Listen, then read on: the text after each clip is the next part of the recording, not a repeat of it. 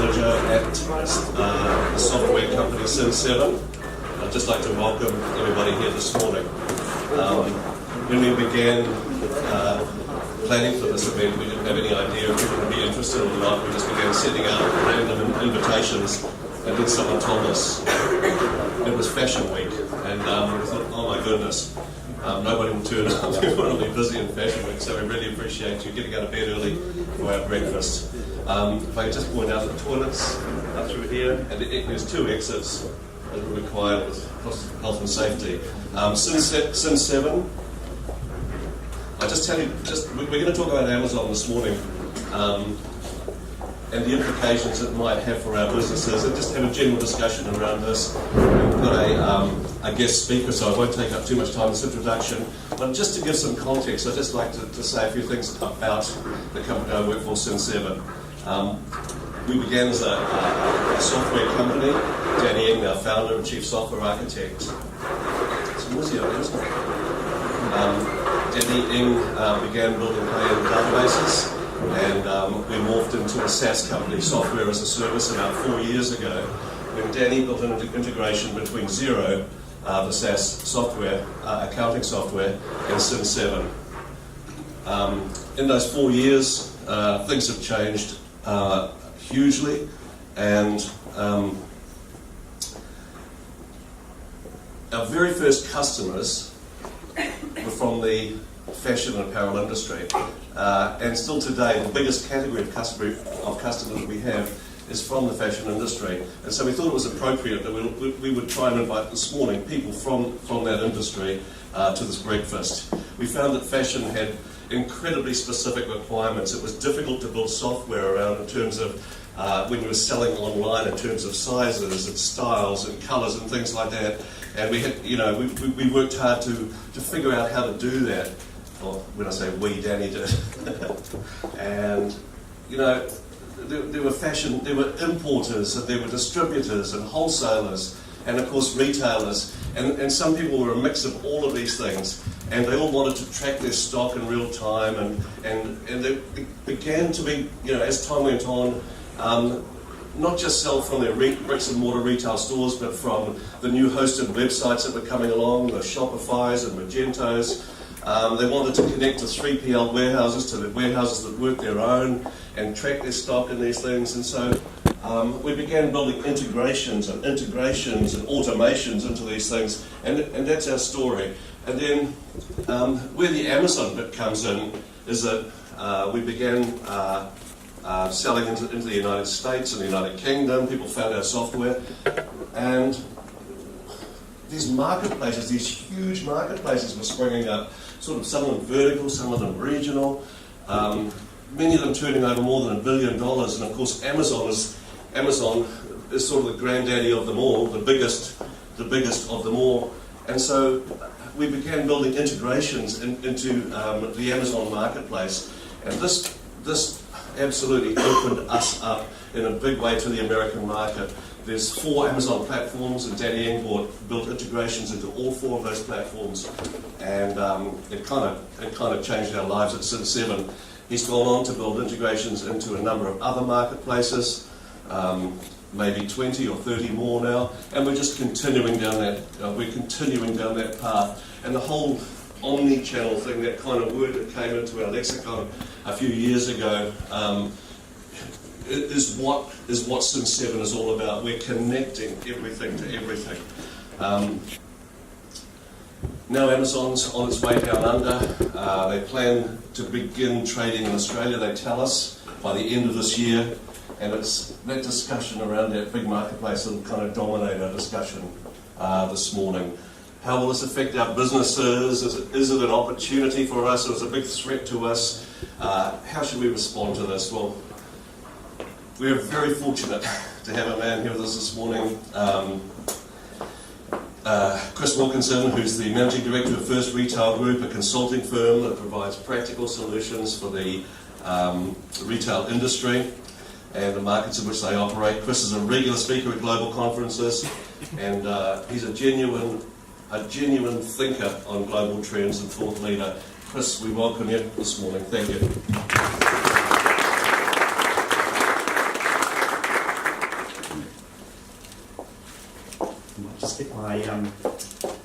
move that one on to the next. Hey, thanks very much, Scott, Danny, and Mish for inviting us along today. We are firstly delighted to be working here with Cin7, but also to be sharing some ideas with the retail sector that we work amongst here and around the world. I was just having a chat before to Scott, and it's one of the things that is a big challenge in these markets. We're very, very spoilt here in New Zealand by the technology that we have and the great thinkers. It's very hard to be an expert in your own backyard, and it's fascinating to see how successful Cin7's been globally. It's also good to see many of the fashion sector and retail sectors, leading businesses, are working with Cin7. I think that says a lot about the product and its partnership. So, Amazon Down Under, it's probably the most talked about subject that we've seen for many, many years. It's kept us busy, it's kept many of our clients busy. We work across the retail sector. We do a lot of work with councils and large property owners and medium to large retailers. So this is it's a game changer, and we're just going to have a little bit of a talk about just what that looks like and where the opportunities lie. So today we really just want to go through some of the key things that we're seeing from a helicopter perspective. Outcome from today, what we want to talk about is the importance of readiness for businesses. How we can embrace this disruption, how we can actually make it work for ourselves. The value in marketplaces. Many of us don't know, but there are a lot of marketplaces that are around New Zealand right now. A lot that are springing up and more to come. Marketplaces will be very, very useful in terms of prioritising our consumers' first look, our consumers' buying preferences. Important in how to lead and not follow. This is one of the things. We've got some really good examples from overseas and what we can do as businesses to not necessarily head this off, but at least be running alongside Amazon, not running behind it. Talk about where the growth opportunities are and in terms of working harder and not smarter. So today I'm going to talk a little bit about the retail dynamics and the learnings that we've seen, how we can interpret the opportunity, managing risk, which is a big part of what we do every day, and then we've got some summary and question time. So I've got 20 minutes in my presentation, we've got about 10 minutes of questions thereafter. This is a statement. We've got a very large Australian client, large family retail business, and the patriarch of that business said to us last year, retail has changed more in the past decade than in the entire last century. And that's from a business that has a massive stakeholding in the retail sector, and he's very right. We don't need to look back. In the last 10 years, the advent of the iPhone, consumers have become empowered and purposeful. People are coming into stores now knowing what they want. They're being digitally led.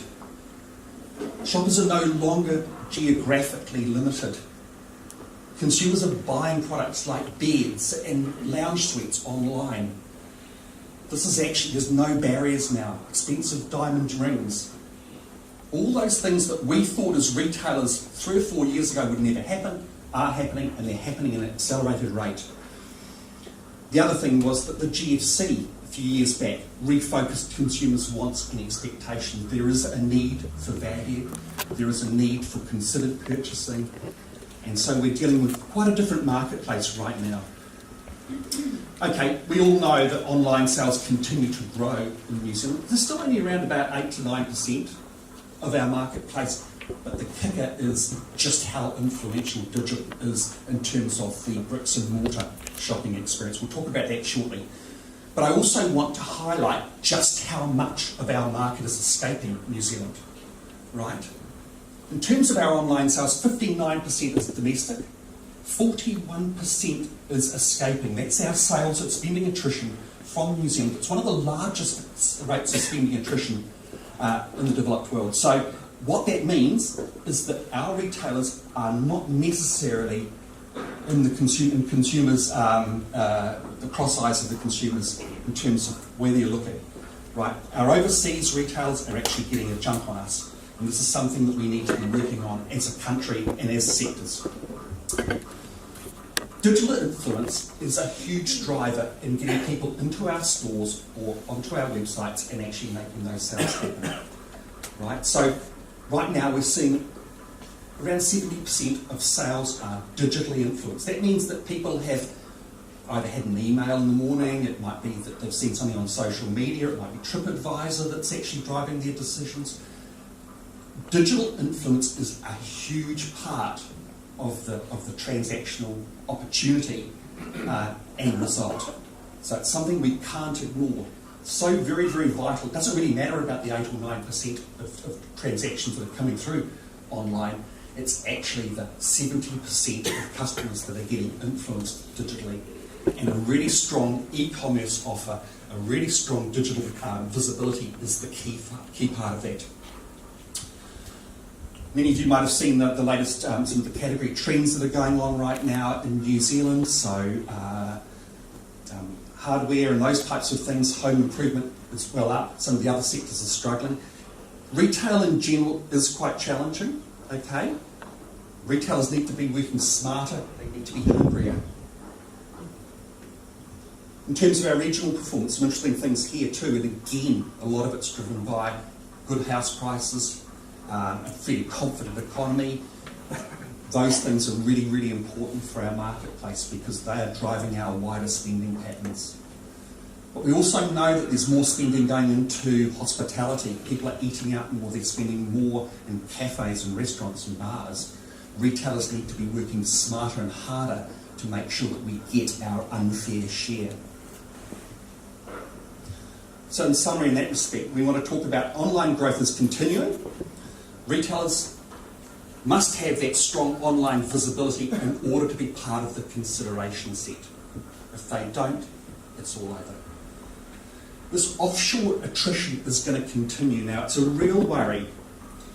Despite changes in exchange rates, whatever happens, that growth in online attrition is continuing to grow.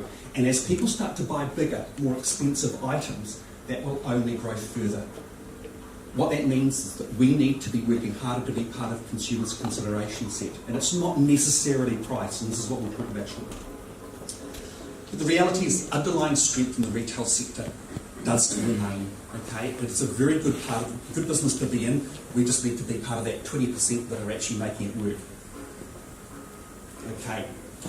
Many people will have seen this statement by Wesfarmers chairman.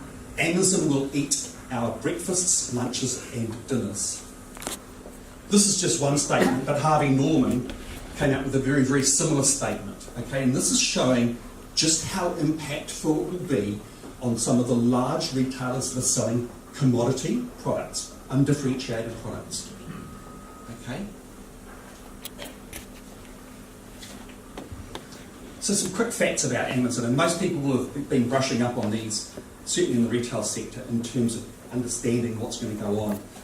65 million people in the US are Amazon Prime customers. These are people that actually subscribe to Amazon. They pay money to be able to get an advantageous position with Amazon. Now, Jeff Bezos, the head of Amazon, has made a statement that he wants to make it irresponsible not to be an Amazon Prime member. That's a pretty bold step. But you know that they're going to weave their way into people's lives, and these will be through the likes of what we're seeing at the moment with grocery, probably with healthcare and other aspects, that will mean that Amazon is almost an essential part of people's lives in terms of their subscriptions, etc. 44% of all households in the US are Amazon Prime members. Average US 2,500 an Amazon Prime member spends annually. 49% growth in Amazon Prime, 6.4 billion Amazon Prime revenue. So this is major. We're seeing very similar trends in the UK. UK is a market that we work in extensively, and it's probably a good one for us in New Zealand to look at because Amazon moved into the UK later. Obviously, America was there first. But the UK, we've got some very, very similar market trends. So it's a really good one for retailers in this country to watch and to understand from. Of course, the big one that's happened in the last few months was that Amazon has purchased Whole Foods Market, one of the most aspirational retailers in the world. Very cool retail formula, really cool backstory. And on Monday, when they take possession of that, Amazon have announced that they will drop the prices on many of the core products in Whole Foods Market. So Whole Foods Market, it so far has been a premium retailer selling to kind of the upper echelons of the market, but they are wanting to get all parts of the market. That's going to be their aspiration. So we're going to see some big changes there. And those announcements have already made a major difference to the performance, the market capitalisation of other retailers in the States. So, Amazon's here to stay. They're going to become a key part of people's lives. So we need to make sure that we're developing an understanding and participation. We know that Amazon are here right now, and they're working with some of the iconic organisations around New Zealand. They're looking at sponsorship opportunities. They're looking at how they can weave themselves into New Zealand's DNA, and they're doing exactly the same thing in Australia. Retailers need to get amongst. We need to be part of the marketplace, okay? So retailers need to understand how that can work for themselves. They need to be looking at exemplars around the world, need to be leveraging platforms, need to be looking at how they can be part of marketplaces alongside Amazon as well as being part of Amazon. But most importantly, the key message coming through from all of the experts globally is that you need to understand this market. You really need to do due diligence on where the opportunities are, where the pitfalls are, and what you can do, where the wins can be for your business. In terms of enablement, okay, we need to start moving quite rapidly. Retailers must reprioritise e-commerce, reflecting its influence on performance across all sales channels. We talked about how 70% of sales are digitally influenced. It's probably grown since that report. That was a Deloitte report a couple of years ago. Okay, so we know how much digital influence drives our own behaviour of our families. Very, very important that businesses start enabling right now. So these are the retail vitals. I'm just going to speak to each of these points quite quickly, but digitally visible and capable, convenient, competitive and achievable, immersive, experiential, differentiated and aspirational. Right. In terms of digitally visible and capable, search priority and content quality. Okay, it's vital to have the GTIN numbers in your codes. It's vital to create the right kind of descriptive information about your products. It's vital to try and differentiate your listings from other listings.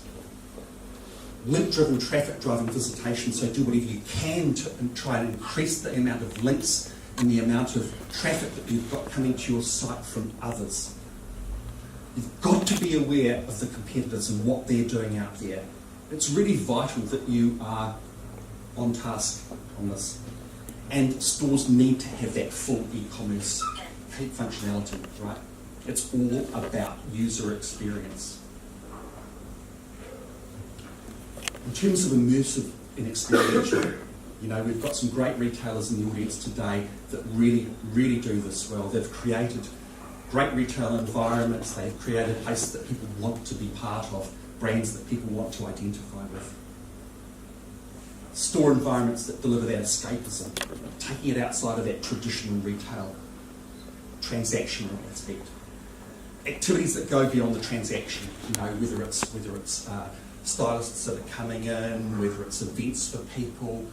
All of these things we're seeing, particularly for our malls, we're looking at doing at the moment a lot of work. We can actually develop stronger communities, part of community positioning for our businesses and our shopping centres. Inspiring discovery and delight. Creating situations where people are coming on a more regular basis and they're really starting to tie into our brands and our products. Convenience is a key thing, right? Because we know that a lot of people buy online because of convenience. It's not necessarily about price, okay? We often get hung up on price. And we had a fascinating workshop last week where we had one of New Zealand's largest retailers that was there. A retailer that often has its regular sale periods when you'd think the shops get hugely busy. But what they told us is that for the younger generation, they're not worried about those sales. They'll come in any time. So it's interesting how shopping behaviour is changing, and it's because of the convenience or the demand. We want it now. Competitive and achievable, right? we do have to be able to present a value proposition. Sometimes we talk about stepping stones of value, so a range that will at least allow consumers to become engaged with a brand and then step themselves up.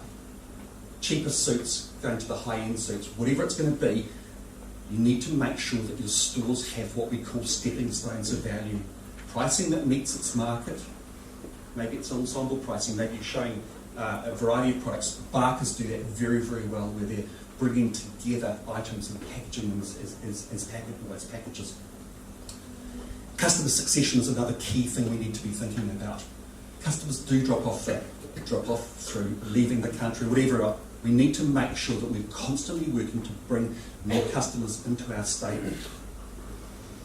Differentiate. Now, this is a key aspect for the likes of Amazon. We need to make sure we've got differentiated products. That's vital. To be able to have products that people don't have anywhere else, at least something within your range that can be unique to yourselves. Attention and service that's memorable, that's a key aspect as well, because we know, despite however much money you're spending on marketing, if people are not talking favourably about your business and your products in social media or to their friends, it's all over. So it's really, really vital that we have really strong advocacy from our consumers, more important than any of the marketing that we do. And we need to make sure that our brands are deserving of that advocacy. So bringing people into the fold.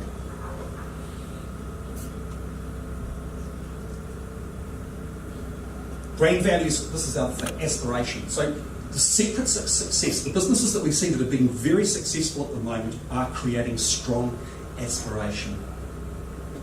Brands, brand values, brand themes, products that people feel very proud of and want to be part of. We've got a lot of retailers, particularly in the fashion sector, that are doing this extremely well at the moment. Products that people love, want to own, experience that drives advocacy, so that in-store experience that's actually drawing more people in because of those favourable comments. And also that relationship that people are very proud of. This is what I bought, this is where I bought those products, the store experience was good, person recognised me. All those types of things are adding up to great aspiration. So in terms of what are the key priorities for businesses right now? Vital to get Amazon account set up to understand and master the system. Obviously they're not yet trading yet, but we know that they're working with some of the big retailers in terms of getting them prepared so that things are good to go when Amazon launches later this year. Interpret where your competitive advantages. So it might be unique products, or it could actually just be better shipping prices. We do know that for some of the very cool brands in New Zealand, this will open their marketplace much, much wider. Amazon shouldn't be considered the down and dirty because all businesses are trading across this platform. Okay, so it's very important to be part of it. Enhance your digital content and capability so that your offer gains priority. We talked about just how much money is escaping New Zealand right now because our businesses aren't digitally capable and they're not as visible as competitors from overseas. So we need to make sure that our businesses are doing best practice in terms of e-commerce, in terms of social media, in terms of their whole digital strategy. Digital strategy is absolutely vital. It ties all of those elements together. Find your fit within local or category-specific marketplaces too. It's really good in New Zealand. We're starting to see regional or city marketplaces spring up. Hamilton's just launched one. Invercargill's just launched one. Wellington's about to do that. We'll start to see organisations like Heart of the City developing marketplaces. And this will help local consumers prioritise their focus initially to local businesses. Right? Because convenience will become a big factor in the future. People will want products quickly. And so a local business does have that opportunity to be able to fulfill quite quickly. So in terms of summary here, integrated approach the opportunities strategically, deploy integrated initiatives to achieve success. So we would suggest businesses develop a digital strategy that encompasses all of those aspects of social media, e-commerce. Bring it all together so that you're making considered decisions.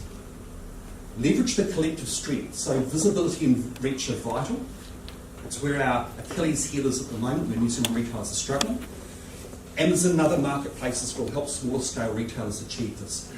Our suggestion would be to make sure that you're working with the likes of your business associations, your sector groups, to encourage the development of marketplaces. We're seeing these across verticals, so pharmacies are very busy right now developing a marketplace for all independent pharmacies, and that's in the face of Chemist Warehouse about to hit. Amazon will certainly hit part of their marketplace as well. But also, if you're in cities or you're in regions, make sure that you're encouraging your economic development organisations to be developing strong marketplaces where the local businesses can gain priority visibility and performance over the likes of Amazon. Then focus on the vitals. Create and demonstrate differentiation that will set your business apart in what will become an even more crowded market. So be able to tell your story. Look for products that are going to set yourselves apart and be able to basically be able to get more in touch with your marketplace. And this is probably the final quote I'm going to just throw up. This is a statement from Blockbuster CEO speaking in 2008. Netflix is not even on the radar screen in terms of competition. So I think that that's a really good thing to finish with. That came in, those purposeful customers that came in because they've already been on your website, they know that you've got the product, they know the times that you're open, they know the parking is nearby. All of these things that they've found and validated online. Yeah, no, I agree that social proof is a huge part of any retailer's life these days. Are there any Australian or New Zealand brands that you've seen doing really well on these marketplaces? If so, who are they and what are they doing right now? Yeah, look, I think the key thing is marketplaces are still in their infancy. You know, we know that there are businesses, particularly through Australia, that have done quite well in terms of boosting their online sales. But hey, look, it was a great example yesterday. We popped into Al Brown's Bagels in City Works Depot, and there were some bags, Uber Eats bags, there waiting to be picked up. And I said to the guy, how's Uber Eats going? He said, it was crazy when we first started, but now it's dropped down to about one order every 10 minutes. Well, you know, and I don't know if anyone's been, either he's talking about it, but I've got to say there were a lot of bags there. It was lunchtime on a Monday morning, so we've seen the same thing in many other restaurants. We know that Uber Eats is launching for other parts of the country, and it's been very successful for the businesses in that part. So that's just one example, but we will see a lot more, and I think as we are able to get better visibility for our businesses, our New Zealand businesses online, we want to start rebalancing this attrition aspect. We want to start slowing that attrition, getting more people to focus on looking to New Zealand businesses first in terms of profit opportunities. Thanks, Chris. I think the last question we've covered already. Does anybody have any questions they'd like to ask us? I really loved your presentation, by the way. Now, I've got some clients who are in retail and they're looking to move overseas. Is there any way that you could use Amazon to test out another market by, say, targeting products specifically to Sydney or Singapore to try and test that market to see whether their unique product will actually fly there before moving over? Absolutely, yeah, very much. And it's about developing the right web content, the right kind of understanding those markets in terms of the listing types of messaging that we're sending. I think that Amazon are really wanting to work with local businesses as well. They're wanting to find unique products because Amazon's always wanting to get the jump on everything else. So our suggestion would be for yourselves to work alongside the Amazon team to understand what they would see as success there. They're really keen at the moment to start to build that network of businesses that are going to create that unique proposition. And in a different way, I've got to say that we worked a few years ago with a cosmetic business, and that cosmetic business exhibited 1 year at the not the craft fair, but the gift fair that happens every year in Auckland. Well, very few people know that some of those big global retailers go to that gift fair to look for new products that they can bring to market. And that cosmetic retailer now sells to TK Maxx, which is a massive global retailer, a little New Zealand business that sells globally through TK Maxx. So we've just got to be aware that there's all these different conduits to market, which are quite exciting, that often are under the radar. Thank you. Anybody else? Chris, Sorry. Yes? why do you think New Zealand businesses are so bad at creating that visibility piece? Yeah, that's a good point. We did some work a few years ago with the global organisation that creates the GTM numbers, the GS1, which is the basically the guardianship organisation of product listings, and it's owned by retailers and manufacturers. What we found out of that research is that New Zealand, we didn't have a strongly competitive e-commerce market, and we didn't have a lot of understanding. Other markets such as the UK and America were very well developed in terms of e-commerce, and a lot of that came from their background, those countries' background in selling through catalogue sites. Right, so e-commerce was just an evolution. New Zealand had never really been into that in a big way, and we didn't have that same competency level in terms of our, in terms of advisory, in terms of, in terms of competition.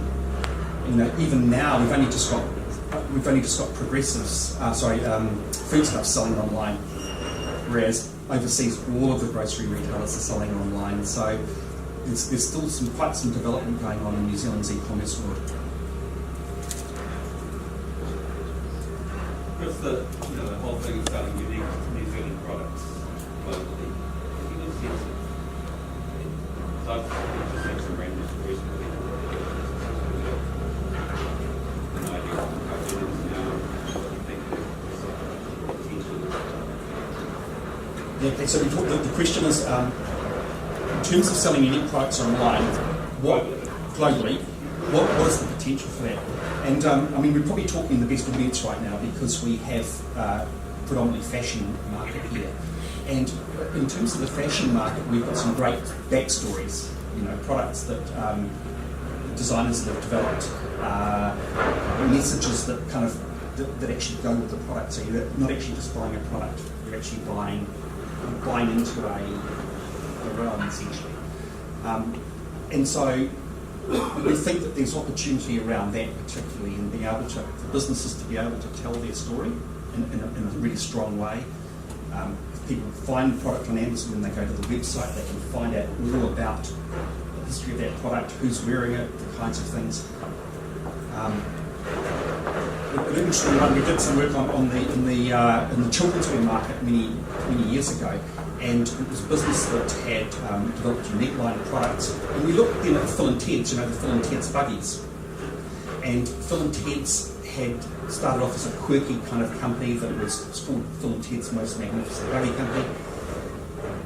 Their market changed when they turned their product from being quirky and unique to aspirational.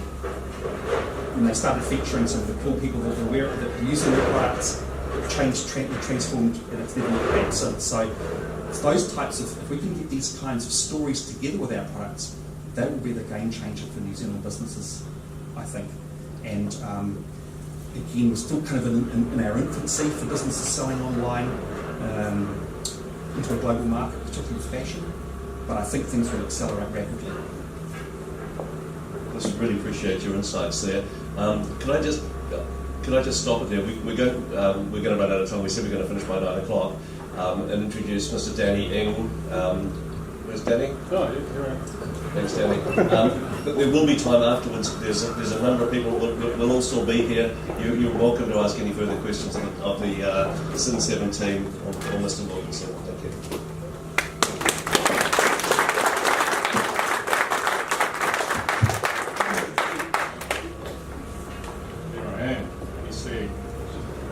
Clicker thing working? Oh, no, let's get up to, I had another page before this. No, right, I'm going to give you Cin7's journey with Amazon and fashion. They seem actually quite different topics, but you'll actually find out they're actually quite intertwined. I only have 10 minutes. It's going to feel like more of a rough ride than a nice, easy journey, but you guys are smart people. You'll figure it out if I miss anything. It's me again. Now, I guess when I started in fashion, my job is to solve high-value problems, right? So where do you start to solve high-value problems? You start to right at the top.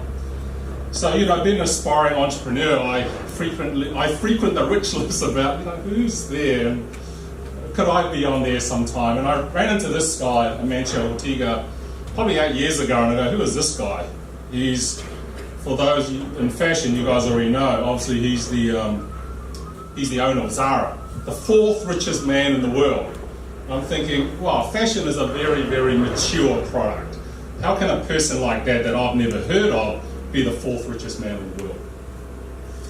And then also with Amazon. Now, Jeff, over time, he's climbed up the ladder. Now he's the third richest man in the world. And then the story goes, by the end of this year or next year, he'll be the richest man in the world.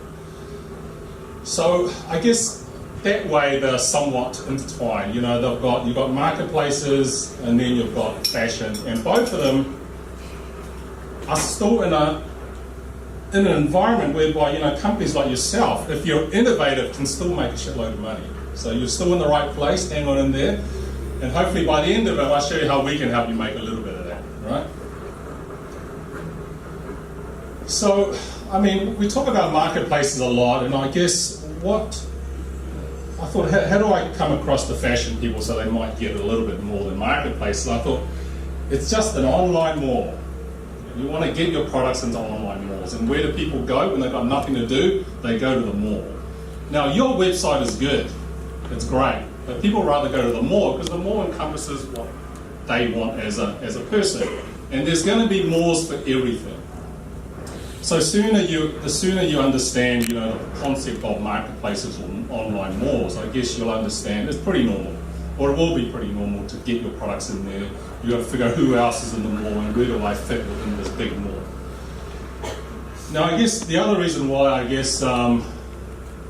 Amazon is awesome as they are is this thing called FBA, which is fulfilled by Amazon. This is one of their warehouses, which are, I don't know, tens or hundreds of football fields wide. And they've got little robots that bring the shelf to you, so you don't have to walk along aisles. The robots come to you and you pick up these robots. So they started FBA probably 6 years ago. And why I call it the Uber of e-commerce is you put your products into these warehouses whereby Amazon sells it and ships them out. And if the products don't sell, they charge you more money until you take your products out of these warehouses. So I'll go into the Amazon stats soon, but I just want to highlight, why I'm personally interested, how I sort of got involved in fashion and in Amazon. Well, I guess Cin7, the name stands for Connected Inventory. And we've been like an internet company for about 12, 15 years, quite a long time now, I've lose track of time. And the internet is, as I said, is like Madonna. You've got to reinvent yourself every 4 to 5 years. And 5 years ago, we were an e-commerce development company because it was pretty cool back then to develop websites. But then there's a point in time where you go, oh, wow, this is really hard. I'm trying hard, but I'm making less money. So it feels like a crab in the crab bucket. So we thought, okay, what are we going to do? How are we going to reinvent ourselves? And we thought, okay, well, we're on the internet, so we want to stay on the internet. And if we're going to be anywhere on the internet, we've got to be in San Francisco, because that's where the cool people are, like Google and Apple and Uber. So we thought, okay, we call it the road to San Francisco. And it's significant because we just want to be in the US. We want to do everything that the US has to offer. And I guess fate would lead us to zero. Zero back then, we're going in and out or running out of money. And they thought, oh, look, we've got need for inventory add-ons. And I thought, oh, yeah, maybe. And they said, look, we have an office in London, Sydney, and San Francisco. And I thought, yes, this is it. We're going to be in zero. We're going to be in San Fran where zero is. So we're going to do this inventory thing. Now, with inventory and the need to be in San Fran, we listed all the things that were going to happen in the future. So hence the 7 things, Cin7. And one of the things we saw happening was people were going to buy online, people would buy it offline and get it delivered online. So we just saw, I guess, what they term omni-channel at the moment. And I guess with our focus on the US, like even back then, we wanted to integrate into Walmart, Nordstrom's. I think we're integrating into TJ Maxx, I'm not sure. But we are integrating into Sephora. So we want people to sell their products anywhere in the world.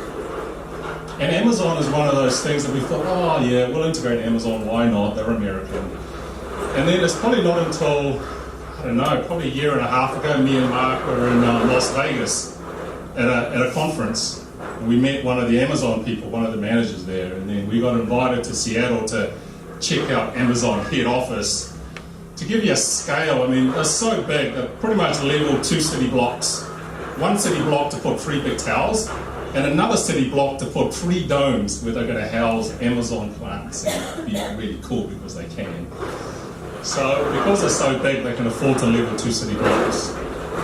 And they're hiring on a rate, I think they want to hire like 100,000 staff over the next 18 months. So to give you the sheer scale of it, I'll move into the stats.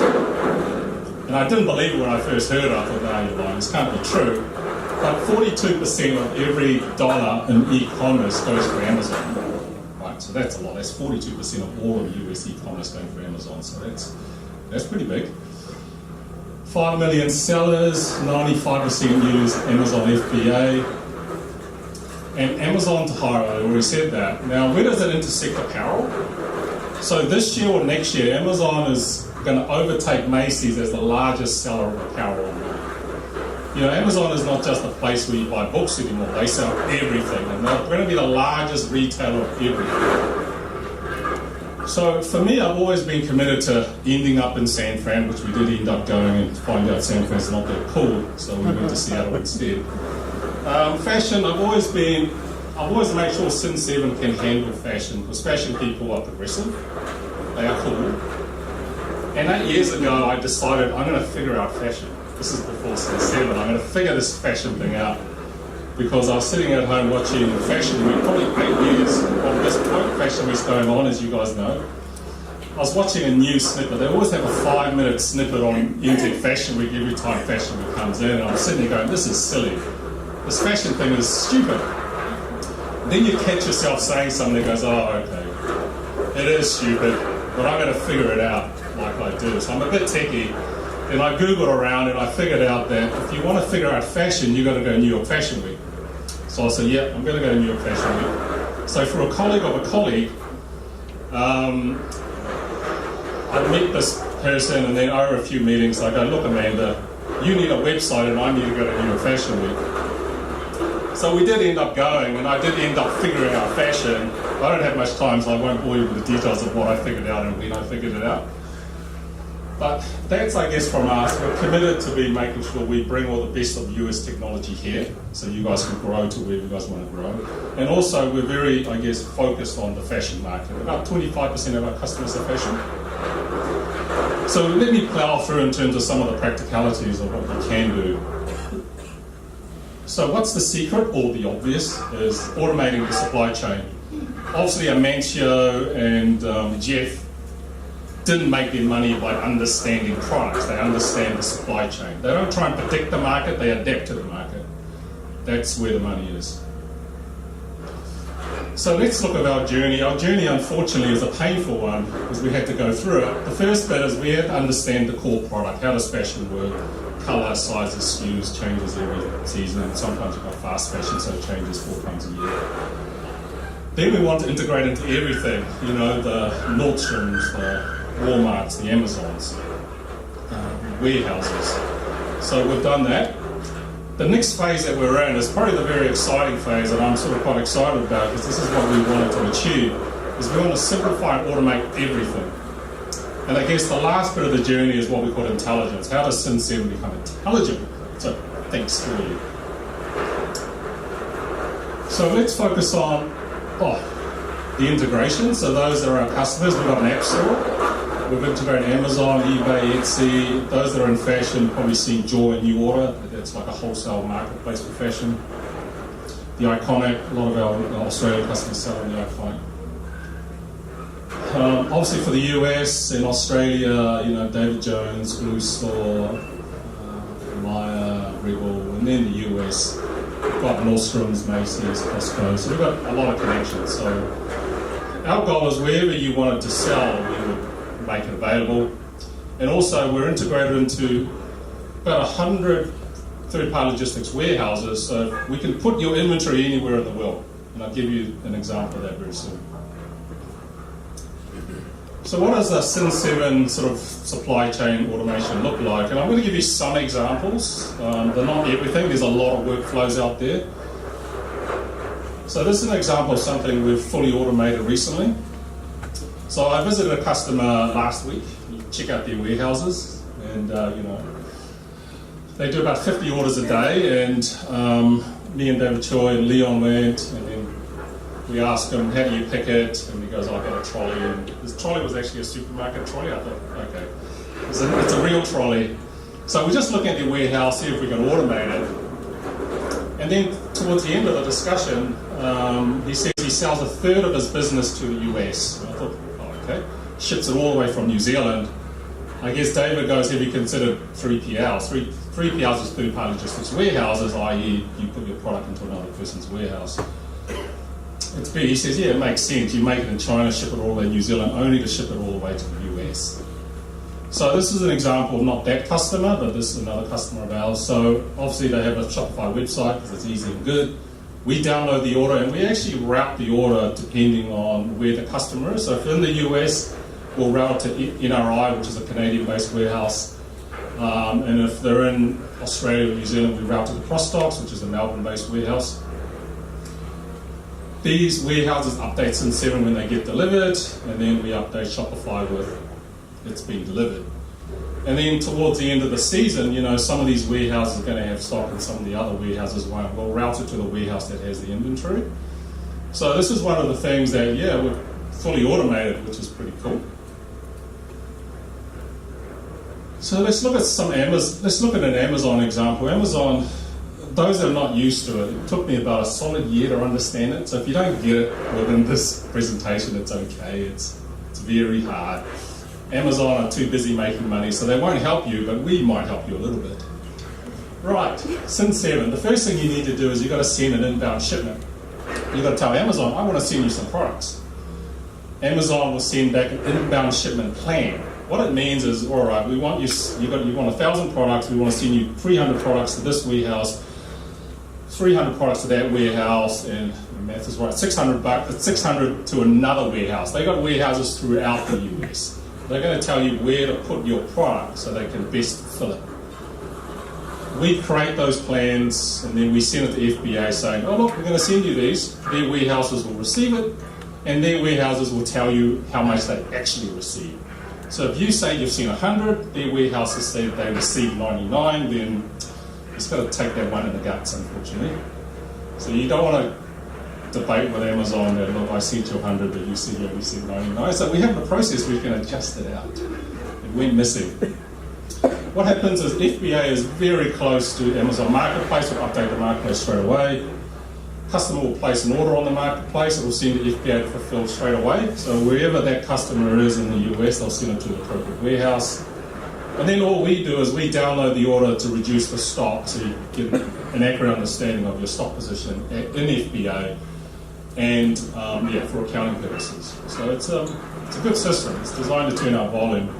We've got a customer in New Jersey selling beauty products, and I thought, beauty products, that's interesting. And we'll ask him how many orders does he do a day? Well, I said a month, and he goes, well, he said that we did around 700 to 1,000 a day, and I thought, well, yeah, that's all right. And then when we started downloading the orders, we were downloading like 5,000 to 7,000 orders a day. I thought, that's a bit different. So luckily our systems could cope with that. But I guess when you talk about Amazon, then scale and everything is, this is American numbers, not New Zealand and not Australian numbers. So if you do sell on Amazon, you could sell out straight away and make no money. Just be quite careful about that because Amazon do charge you an arm and a leg. And if you've got a product that people want, you can sell out really quick. Now, if you do really, really well, right? Amazon is going to buy your product saying, you're doing really well, why don't we buy your product and we can make the margin on it. Amazon actually buy a lot of products. So they buy Levi's. So speaking to one of the marketing managers at Amazon, yeah, she's in charge of apparel. And Amazon, or Levi's is one of her accounts. Because often you've got these big corporates that don't want to compete with their resellers. So Amazon will buy from those companies and sell it as, from Amazon. And this is what this workflow looks like. I won't bore you with the details, but it's quite complex. So by the end of the month, we would have had this whole workflow automated from one end to the other. I think this is my last workflow. Fast forward this actually. So this is probably a workflow I think a lot of fashion companies could understand. Let me see if it is or not. So this is the end of season online sale fulfilled by retail stores. Obviously with fashion, at the end of the season, the warehouse doesn't have any stock or has very little stock because they've been fulfilling, replenishing, selling to wholesalers. So what happens is you've got all the retail stores with the stock now at the end of the season. Not all of it, but some of it. So I've got a customer with about 10 stores in Australia. Shopify, we download the order, we check to see if the warehouse does have stock. If it doesn't have stock, then we're going to route it to the closest retail store that does have stock.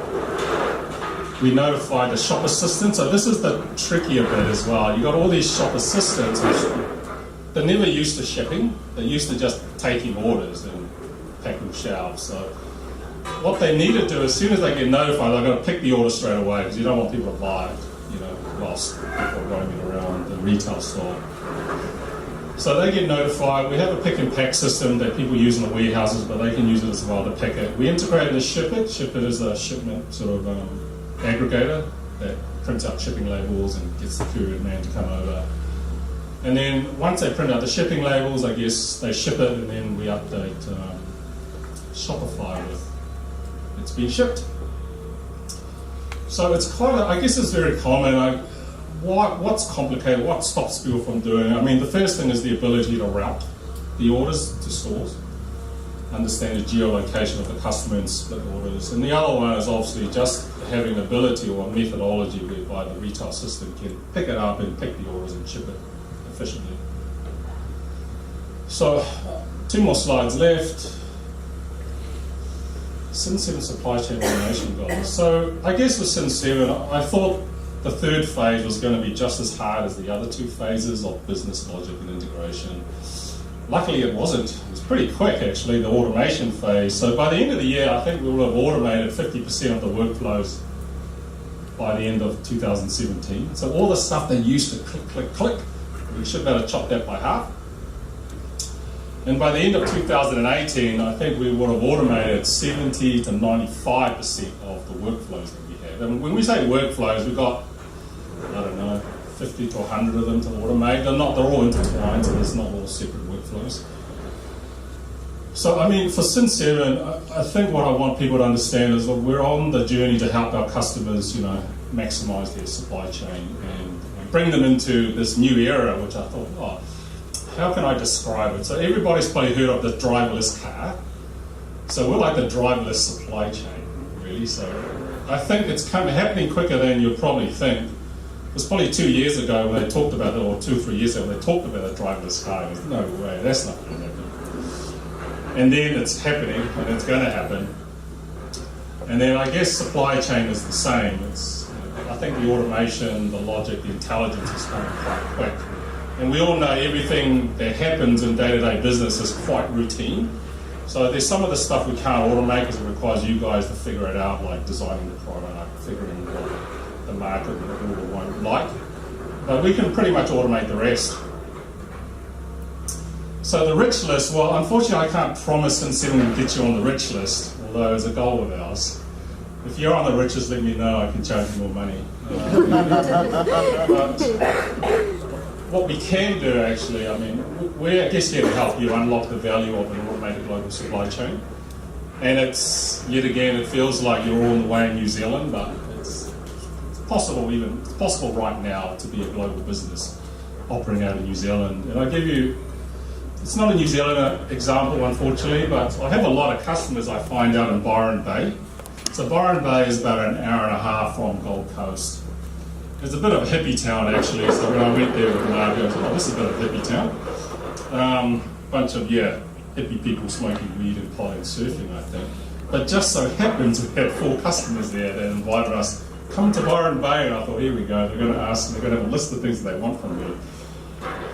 But when I left Byron Bay, I think what got me is they are operating their business, it's sort of a global business, and one of them, as I said, they have the team stores, they've got warehouses in the US, selling in the US as well, trying that out. They're running their business from, Byron Bay. There's no warehouses there, there's not much there in terms of industrial infrastructure, but they do have cool buildings. I think his office, when we went there, it was called the Crab Shack, and I go, I think we're in the wrong place. It's got the Crab Shack, it's not lunchtime yet.